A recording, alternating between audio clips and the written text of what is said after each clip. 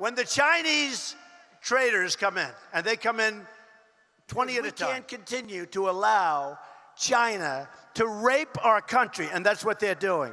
It's the greatest theft in the history of the world.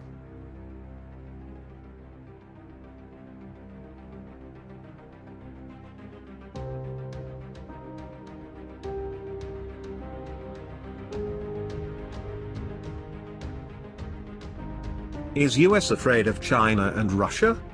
Beijing has questioned the United States' designation of China and Russia as leading threats to national and international security, finding it contradictory alongside US claims of global military dominance. Chinese Foreign Ministry spokesperson Geng Shuang responded Wednesday to White House National Intelligence Director Dan Coats's testimony the previous day at the Capitol, where the former senator argued that Beijing and Moscow were plotting to challenge Washington's influence and undermining democracy worldwide. Geng praised his country's relationship with Russia as being as it's at the best level in history, contending that the two have safeguarded the peace, security and stability of the region and the world together. The United States is the world's #1 power, and its military strength is unparalleled. If even the United States feels that threats are in all directions, what should other countries do? Geng asked, noting that it appeared Washington was afraid of a looming threat.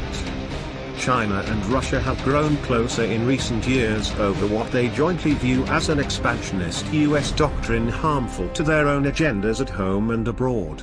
While President Donald Trump initially sought to work more closely with his country's top two military rivals, the first 2 years of his administration have left the US further alienated from China and Russia.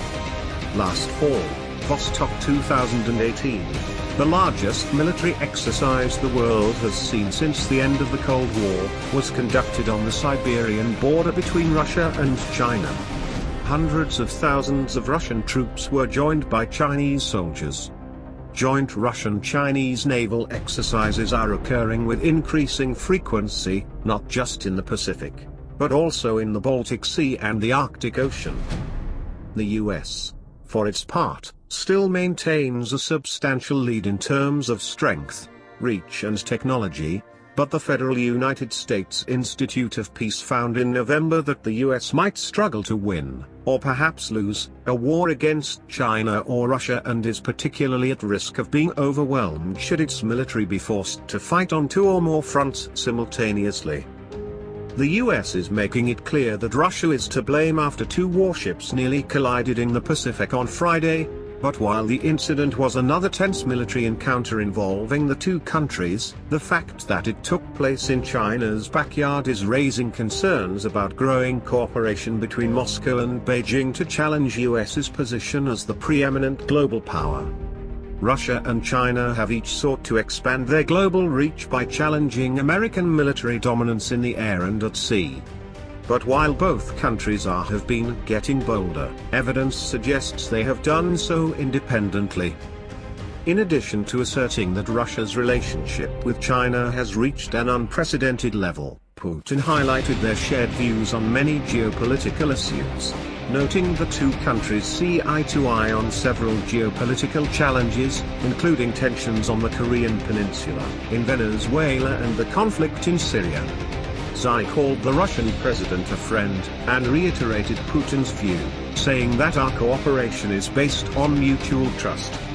While China and Russia maintain strong ties when it comes to trade, both sides have recently indicated they may be open to working together toward achieving another shared strategic goal, pushing back against US influence.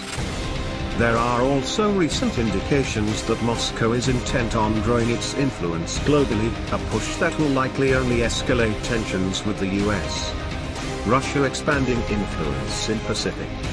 As part of that effort, Russia has been expanding its presence in the Pacific region amid growing tensions in the disputed South China Sea, an issue that is particularly important to China. Beijing claims almost the entire 1.3 million square mile region as its sovereign territory and aggressively asserts its stake, with Xi saying it will never give up any inch of territory.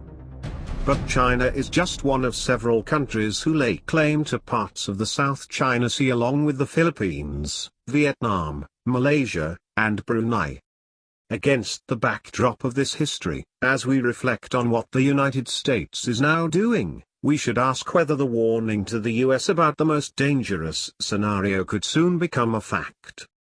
For now, this means the US and its allies must pay attention to the growing cooperation between Russia and China, focus intelligence collection on understanding how far it is likely to go, do all they can to encourage a unified Europe, and strengthen the network of alliances, partnerships and friendships around the periphery of Asia.